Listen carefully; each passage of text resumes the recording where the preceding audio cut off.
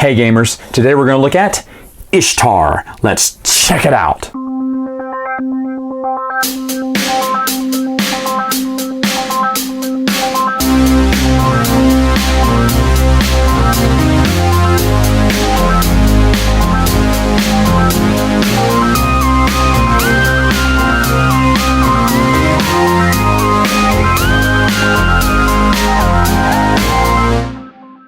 Setup for the game is extremely simple. What you're going to do is take these tiles and mix them up however you want. They're all double-sided tiles. You can put them in any arrangement you care for. After that, you're going to put out these little temples, as you see around here, marked with that icon, just wherever they want to go. And then, of course, you'll put out these colored jewels that will match the color on the pre-printed tiles there. You're going to shuffle this deck, deal out 4 tree cards.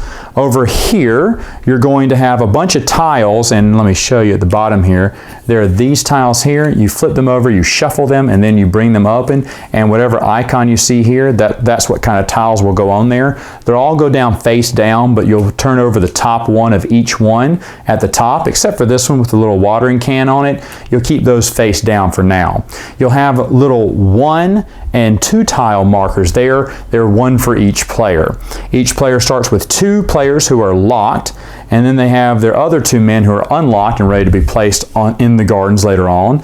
And then they start with 1 purple jewel and this board where they can get some upgrades, which I'll talk about later. A game turn is very simple. What you're going to do is, going clockwise, you're going to pick a tile and either get this first one for free, or skip one by paying 1 coin and get that one for 1 coin, or 2 coins, 3, 4 coins, just to skip ahead. Now, whichever one you pick, let's say I just picked the one for free, I take this tile, move that watering can over here, and flip over this one. All right, so the next player has these choices to make. Now, after that, I would place this, and I would do a few things. At first, you have to place it by a temple, but after that, you can place it by a temple or another garden tile. And whatever tiles you cover up on the board, whatever gems you get with that, you would get that gem as well. So if I put it, let's say here, I would take that purple gem, or maybe up here, I'd take that red gem. One thing I can't do is cover up these little stone tablets. There's on the board randomly. You can't cover up a stone tablet because that is a way that you can score victory points in the game, but I'll talk about that later. So once I place it here, I have an option. Let me say I place it here, and let's say I take this red gem.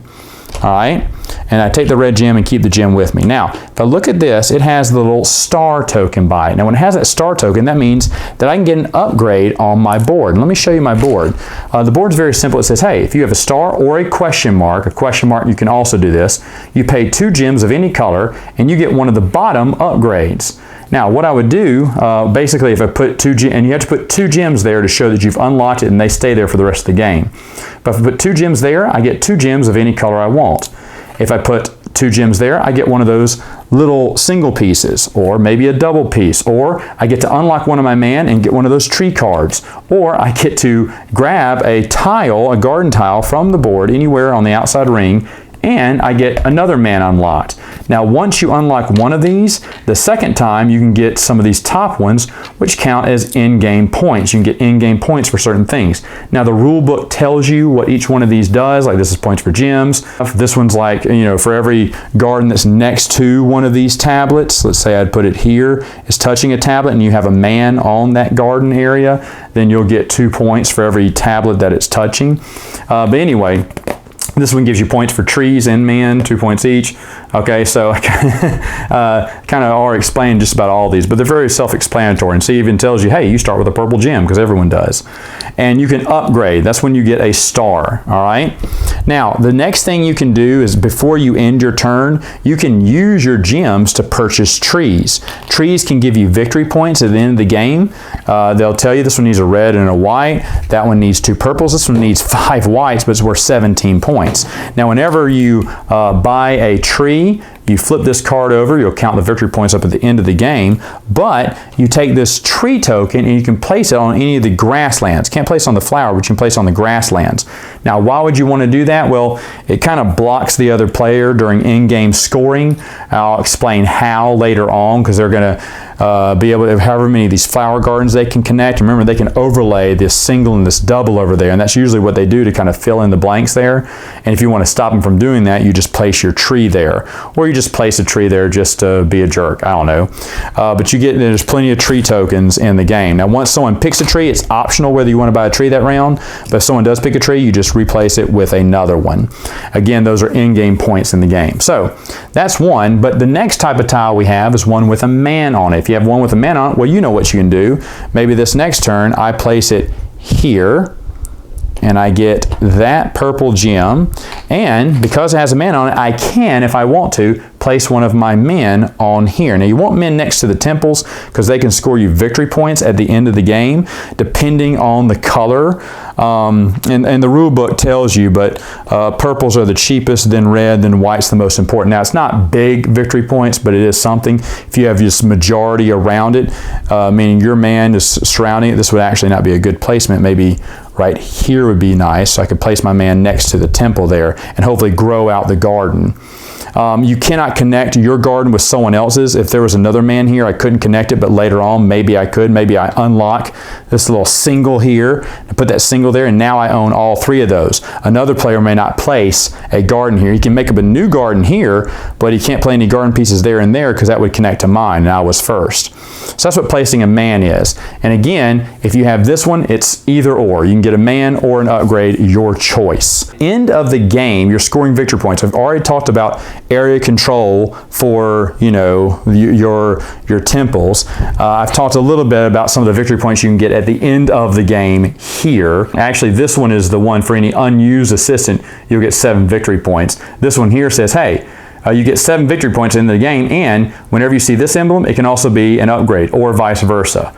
So that's what that one does. But anyway, all these are also ways to get victory points. Your cards are ways to get victory points. And of course, whoever has the biggest flower bed, the most flowers in their biggest flower bed. So let's say that I had a flower bed, and it has to be all consecutive. So these all have to touch in some way, shape, fashion, or form. Let's say I had this here, this here, this here.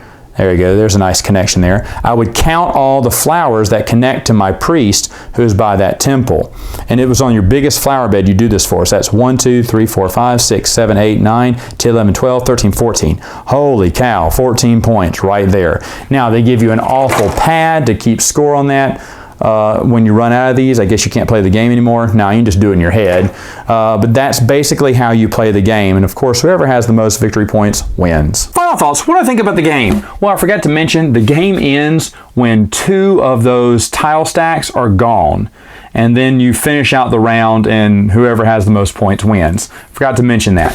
Now, this is tile placement and area control. 2 things I really don't like. But I do love this game. This game does it well. It's a light, medium to lightweight game, and it flows really quick. And at first I thought, ooh, there's too many rules or too much going on here. No, you can easily handle it. Plus, there's several paths to victory. The first time we ever played, I won by 1 point. My strategy was to get the majority of all the temples, which I did. Just about every temple I had a majority on. And then I got a bunch of trees for victory points. I thought, man, I got this. Well, one girl, she had one majority of one temple, but it was a huge garden that she'd been working forever on, and she scored so many points on those flowers that she came very close. She had a few trees too, but she came very close. She also unlocked a few victory points on her board that she was able to score too. So, like I said, I love it when there's different paths to victory in a game, and Ishtar has it. So if you like area control, if you like tile placement, this is definitely a game for you. If you like light to middleweight games, this is definitely a game for you. I think it's a game that can appeal to everyone. I don't really get the theme that much, but other than that, it's just a really fun game. All right, folks, that's all the time I have for now. But until next time, you know what to do. Game on!